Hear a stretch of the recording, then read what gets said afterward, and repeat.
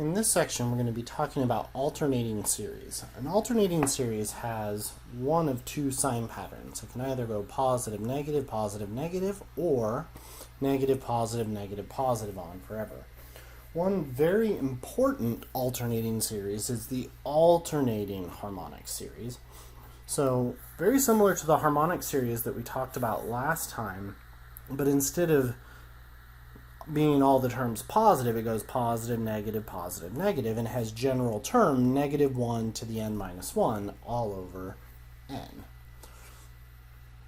So let's have you go ahead and look at a U-try.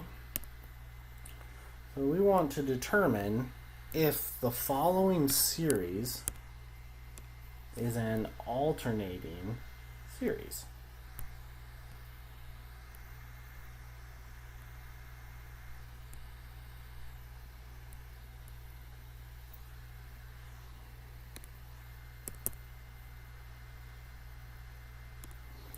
So if we take a look at the a sub n's, we would have cosine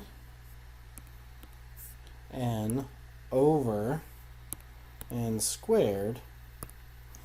And if we look at the table, we'll see it goes positive, negative, but then it's negative, positive. So it doesn't go positive, negative, or negative, positive. So this is not an alternating series.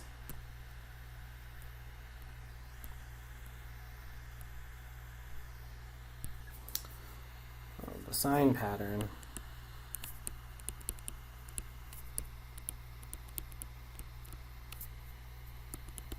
is positive, negative, positive. So not an alternating series.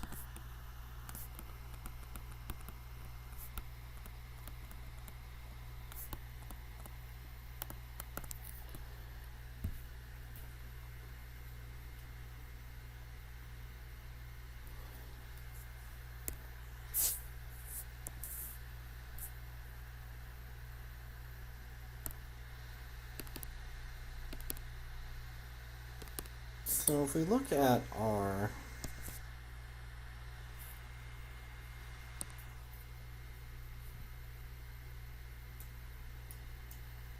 summary sheet, we have our alternating series test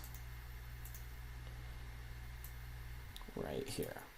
So the alternating series test states the following.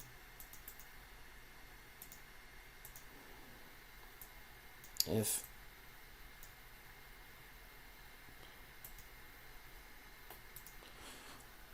one of a sub n is positive, a sub n plus 1 is negative for every other n, and the absolute value of a n plus 1 is less than the absolute value of a n, and the limit as n goes to infinity of a n equals 0, then the alternating series converges.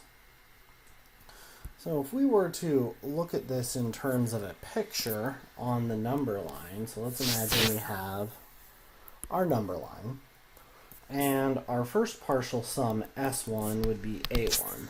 So that's going to put us here on our number line.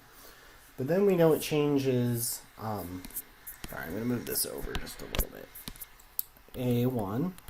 And then we know that it's an alternating series, so our next term is going to be A2, but it's going to be negative, so S2 is going to be A1 minus A2. But since we know that A2 in absolute value is smaller than A1, we're going to get some other number here, so A2 minus A1. And then we continue, S sub 3 is A1 plus or minus A2 plus A3. But we know A3 in absolute value is less than A2, so we're going to go back this way but not make it past A1. So this is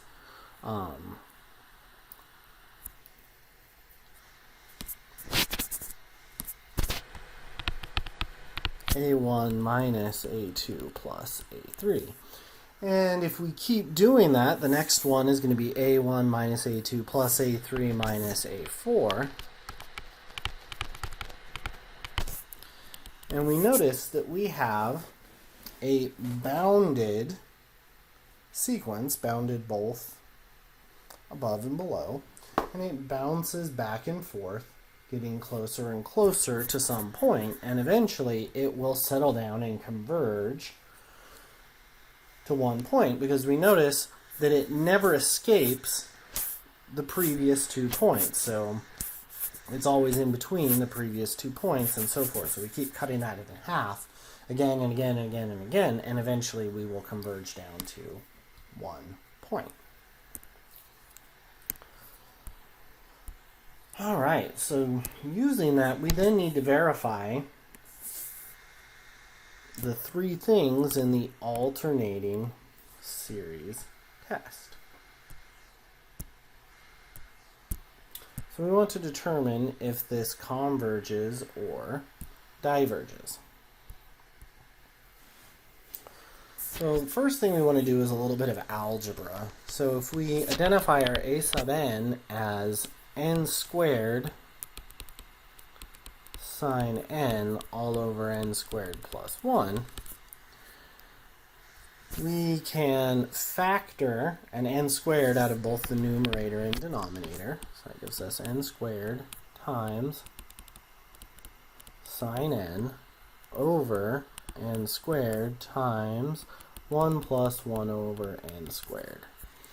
And then those guys will reduce out, giving us sine of n times 1 over 1 plus n squared.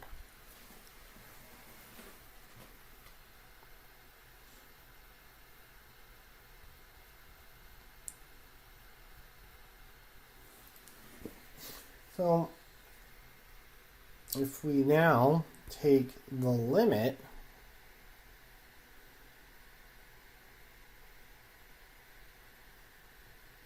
as n goes to infinity, is going to be the limit.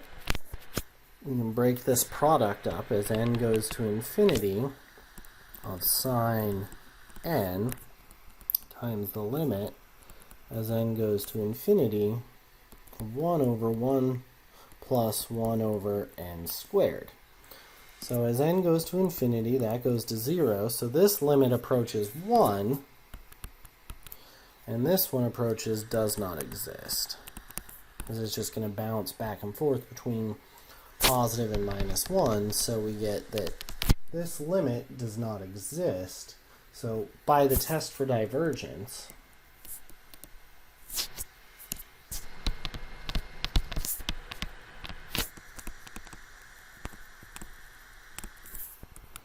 the sum diverges.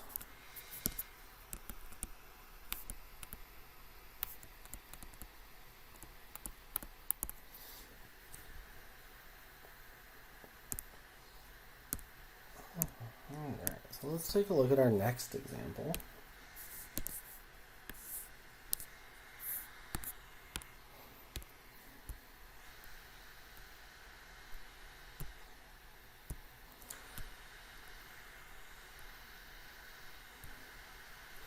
So we analyze our a sub n again, and we get a sub n is negative 1 to the n 3 times n all over 4n minus 1.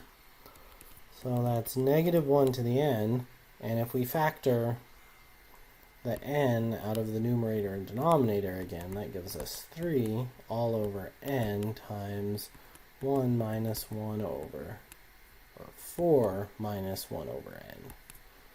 Our n's reduce out, giving us a sub n is equal to negative 1 to the n times 3 all over 4 minus 1 over n. So as n goes to infinity, this guy goes to 0, and the top is going to bounce back and forth between 3 and negative 3, and the denominator will always be 4. So once again, this does not equal to 0.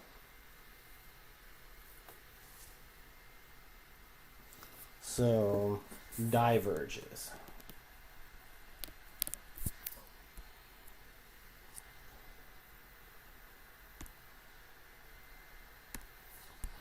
All right, well, let's take a look at our next one.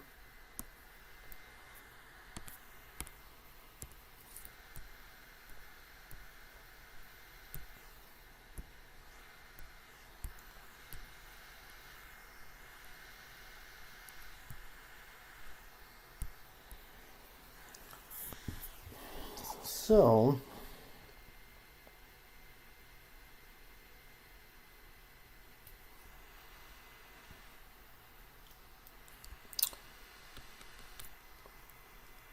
factor this out a little bit. So we have our n squared and our negative 1 to the n over, take an n squared, and that gives us n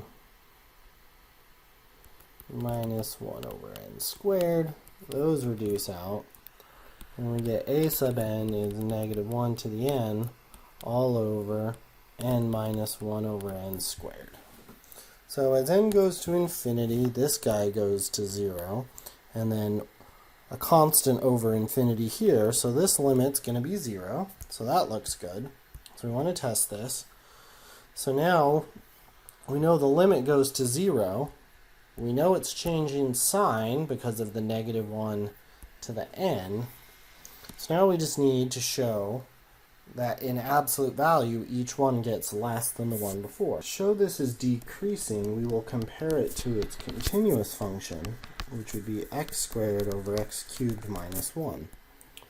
Taking the derivative, f prime of x, using the quotient rule, would be x cubed minus 1 times the derivative of the top, which is 2x, minus the numerator times the derivative of the bottom, which is 3x squared, all over x cubed minus 1 squared. Expanding out the numerator, we get 2x to the 4th minus 2x minus 3x to the 4th, all over x cubed minus 1 squared. So f prime of x is equal to 2x to the 4th minus 3x to the 4th is negative x to the 4th minus 2x all over x cubed minus 1 squared. So since we're talking about the general term of a sequence, we know n, or x, is greater than 1. So for x greater than 1, f prime of x is always going to be less than or equal to 0. Therefore, f prime of x is always decreasing. And that implies that a sub n plus 1 in absolute value is always less than a sub n in absolute value.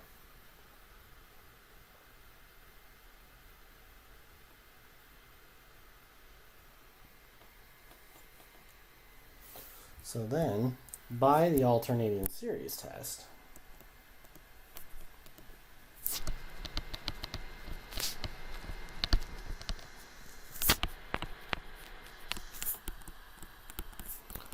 the series converges.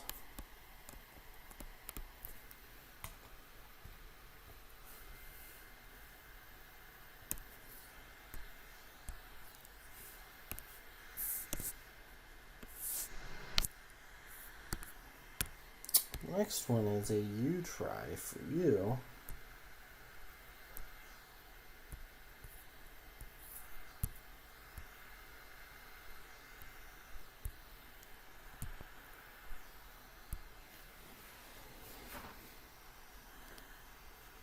So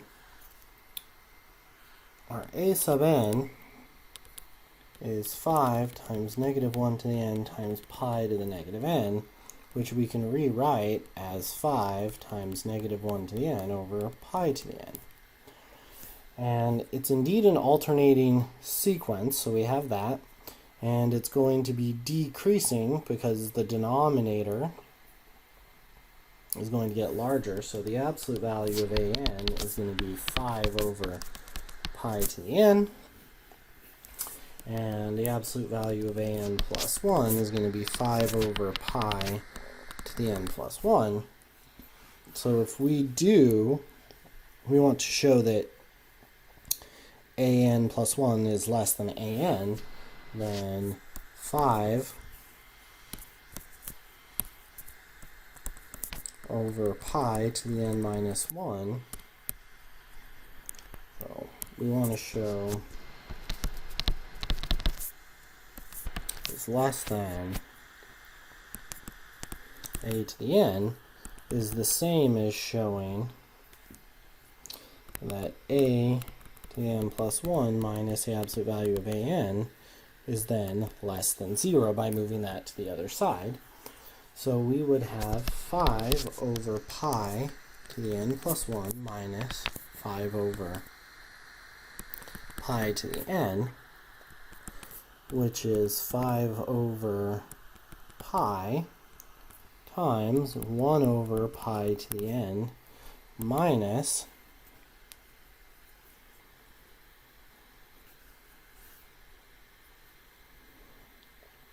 5 times 1 over pi to the n. Factoring out the 1 over pi to the n leaves behind 5 over pi minus 5. So this is a positive, and 5 pi over pi minus 5 is going to be a negative, and a positive times a negative is a negative, which is less than 0. So we've proven that a to the n plus 1 in absolute value is less than a sub n. So now, if we take the limit as n goes to infinity of 5 over pi to the n, a constant over infinity is indeed 0. So by the alternating series test,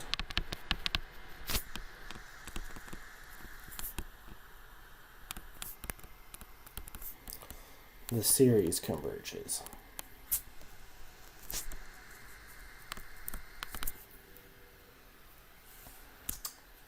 Alright, so that leads us to a very helpful theorem, which is the alternating series test estimation theorem.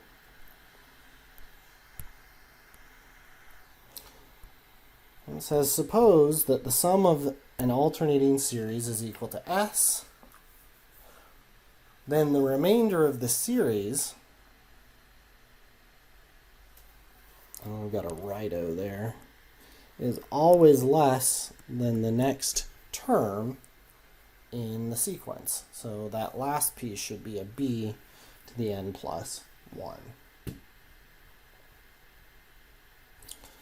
So in words, the error is always less than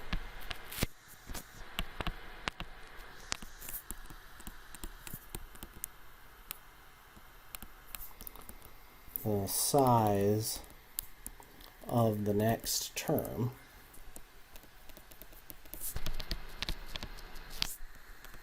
of an alternating series. Alright, so let's use this to answer the following question. For example, estimate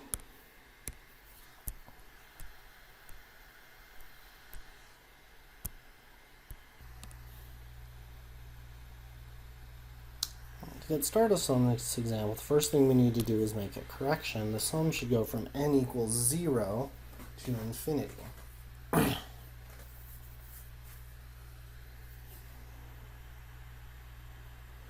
So we identify our a sub n as being negative 1 to the n all over n factorial, and we want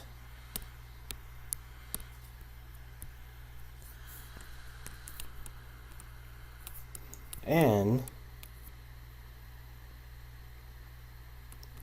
such that a sub n is less than 0.000x, where this is any digit.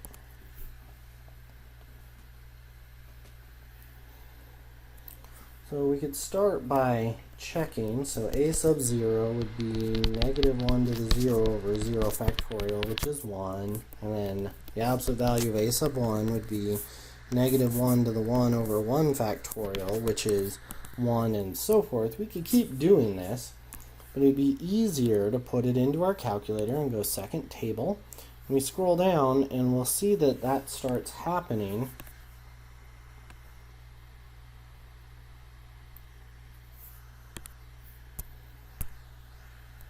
right here in our table.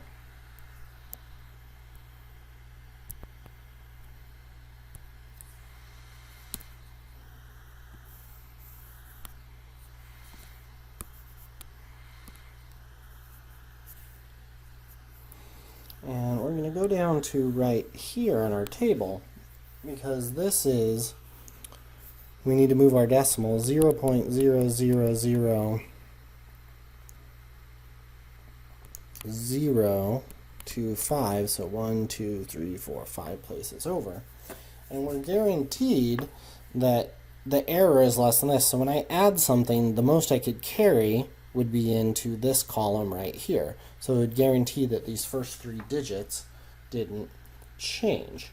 So now that tells us that n equals n plus 1 is 8. So we have to do the sum as n goes from 0 to 7 of negative 1 to the n over n factorial. And if we grab our calculator and do that sum, we have the sum as n goes from 0 to 7 of negative 1 raised to the n over n factorial. And we get this value, and we turn it into a decimal, and we get this. I happen to know what the sum of this series is, and it's going to sum up to 1 over e. And if we compare these two values,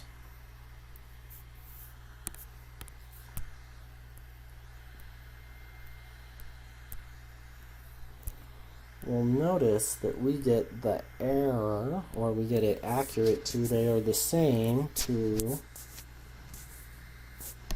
1, 2, 3, 4, 1, 2, 3, 4 decimal places, right? So we get that our error is exactly what we wanted. It's actually a little bit more. We only wanted it to 3, but we see that they're the same. So the first 7 terms of that series give us a pretty good approximation of 1 over e.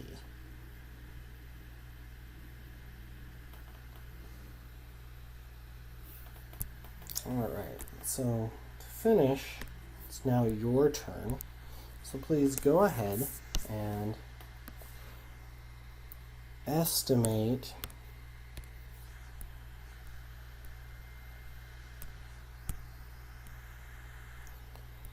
the sum of this series accurate to 5 decimal places.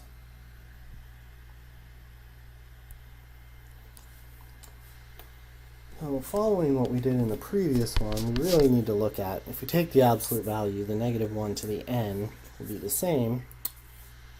And I also have the same typo. This one should go from 0. So 2n plus 1 factorial. And we want to know this sum accurate to 5 decimal places. So we grab our calculator. And this time, instead of over x, we have 2x plus 1, and our factorial. And if we go second table, we need it accurate to 5 decimal places. So we're going to have to go out to the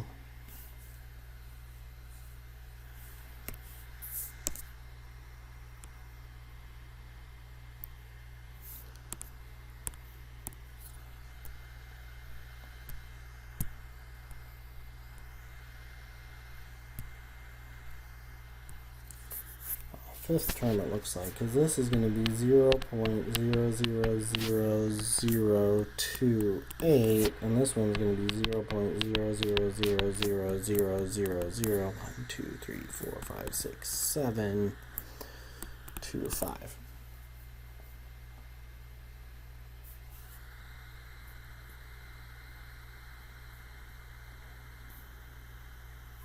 So yeah, that one's not going to be enough, so it's going to be this guy right here. So we're going to have to go out to the fifth term.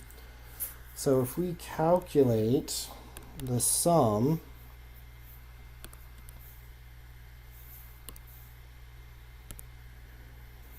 as n goes from 0 to 5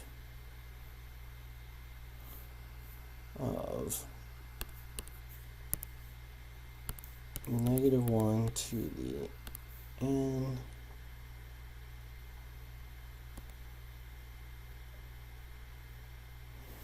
all over